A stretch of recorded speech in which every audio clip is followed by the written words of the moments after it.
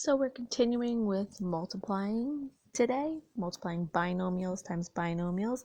If you remember from the first day of talking about, polynomials, we said a binomial is two terms. Okay, let's review a little bit of what we did yesterday. This says if f of x is 5x squared and g of x is 2x minus 3, find f of x times g of x. So I'm taking f of x and I'm multiplying it times g of x. So I'm going to do the work over here because I have more space. 5x squared times 2x minus 3. Again, we've got this distributive property that we're doing, which is multiplication. So 5 times 2 is 10. X squared times x to the first is x cubed minus 15x squared. Okay. Over here for letter B, we have 3x squared, 3xy to the second power. So that's we're taking 3xy and multiplying it by itself. That's what squaring means. So now I have 3 times 3, which is 9, x times x, which is x squared, and then y times y, which is y squared.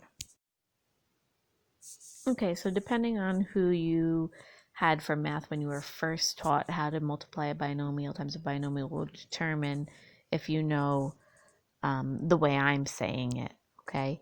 But basically, when you're multiplying a binomial, two terms times two terms, okay, you're doing double distribution, which is maybe how some of your 8th grade math teacher said it.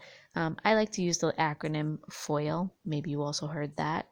Okay, because it tells us to multiply the first terms, meaning the first terms in each set of parentheses, the outer terms, meaning the outside terms, so these two here, the inner, meaning these two, and then the last terms, meaning the last terms in each of the binomials. So you have to do 4 different multiplications.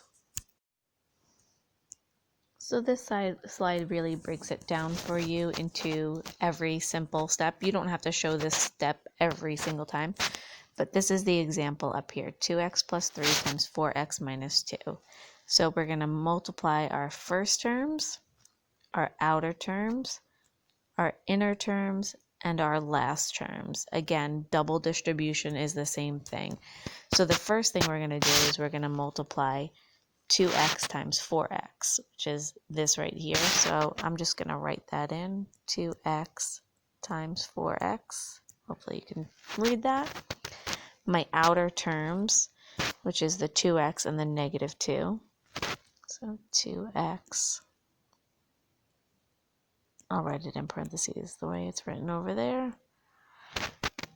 And then my inner terms, 3 times 4x. And then my last terms, 3 times negative 2. So I do each of those individual multiplications. So for the first terms, we have 4x times 2x, so that's going to be 8x squared.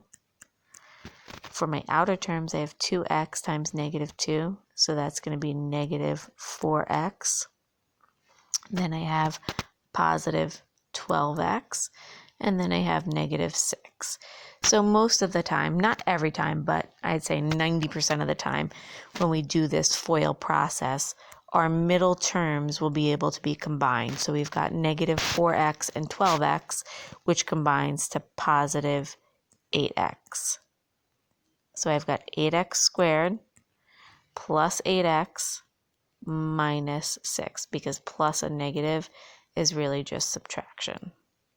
Okay, hopefully that makes sense. I think as we do more examples, it'll get clearer. You might have also learned the box method. When I'm just doing these, like in general, when I'm showing examples, I don't usually show the box method. I prefer the other way, but I know a lot of people do like the box method. So basically you put one of the binomials on top of the box and then one on the side, like you see here. And then like a multiplication table, you multiply the box. So x times x in this blue box would be x squared. X times 3 would be 3x. X times 2 would be 2x. And then 2 times 3 would be 6. Okay, and this one's easy because everything is positive, but the signs are going to matter for sure. And then with this, okay, we've got x squared plus 3x plus 2x plus 6. So we can combine these middle two terms. So our final answer is x squared plus 5x plus 6. So if you prefer this method, then use this one. That's totally fine. Okay, so here this is the example x minus 5, x minus 1, x minus 5. I'm going to just cross off this one. I'm going to do x times x like this. I'm not going to write it out. That's x squared. X times negative 5 is negative 5x. Negative 1 times x is negative 1x. And then my last terms, negative 1 times negative 5 is positive 5. So again, those middle terms are always going to be able to be combined. Not always, 90% of the time. There are occasions where that might not happen. Okay, so when I combine those, I get my final answer ends up being x squared minus 6x, because that's what the middle two terms combine to, plus 5. Again, if you need to pause, rewind, okay, do that. So here are 2 more examples. Okay, you can use any method you like. I'm going to pause it here and complete them. Okay, so take a look at these examples and see if you got the same answer if you tried them. So these are what you would call special products, okay, and they are, okay, they're still binomial times a binomial, but they're the same binomial with different signs in between, x plus 2, x minus 2. So if we take a look at what happens when we do first, outer, inner, last, our middle terms do something special. They drop out or equal 0, so we don't have to write them. So we write x squared minus 4 as our final answer. So same thing here, plus 4 minus 4. Our middle terms are going to cancel out because they equal 0. So we get x squared minus 16. So anytime you have the same binomial, but one's a plus and a minus, the middle terms are going to drop out, and you're basically just going to get whatever the first and last terms are. So we get x squared minus a squared here. I know the middle terms are going to drop out because they're the same binomial with a plus and a minus. All right, so last one, same problem. I'm going to do it using FOIL, and I'm going to use it doing the box method. So I'm going to pause it, do it, and then you can look it over.